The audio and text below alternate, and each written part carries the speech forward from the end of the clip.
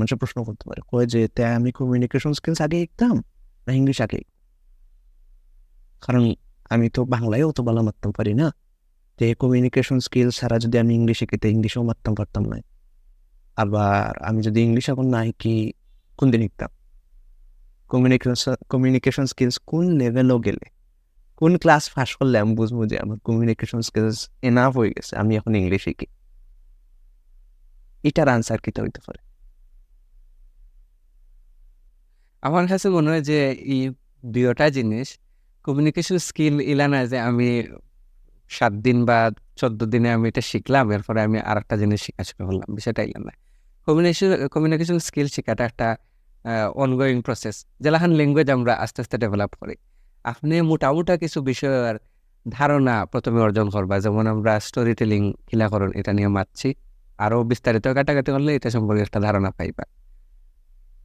এবং ওলাখান কিছু ব্রড কিছু বিষয় নিয়ে বেসিক কিছু আইডিয়াটা প্রথমে প্রাথমিকভাবে দরকার, এবং ও ধারণাগুলোর উপরে ভিত্তি করে আস্তে আস্তে আপনি আপনার স্কিলগুলারে বাড়াইলা।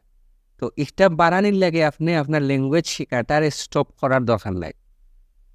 আপনি ল্যাঙ্গুয়েজ শিখবা এবং যখন একটা সেন্টেন্স আপনি বানানে শিখবা, তখন কমিউনিকেশন স্কিলে আপনার একটা ইফেক্টিভলি ইউজ করাতে হেল্প।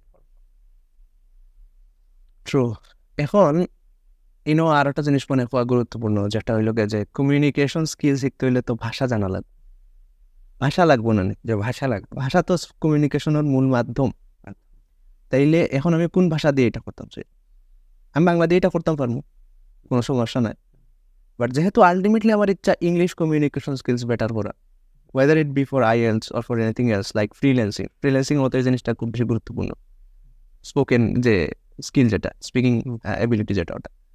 এখন আমি কিন্তু এই জিনিসটা সাইমultaneously করতাম পারি, এজ ইউ সেড, যে আমি একই সাথে ইংলিশও শিখতাম পারি আবার কমিউনিকেশন শিখতে পারি। কারণ যদি ফ্র্যাঙ্কলি স্পিকিং ইংলিশ শিকারও শেষ নেই, কমিউনিকেশন শিকারও শেষ নেই। So, আমি যদি এগুলা প্ল্যান করি যাই, আচ্ছা আমি ওটা শিখলে এরপরে ওটা শিখবো, বা ওটা শিখলে এরপরে ওটা শিখবো, তাহলে কিন্তু আমার অন্য আলটিমেটলি কোনোটা হইতো না।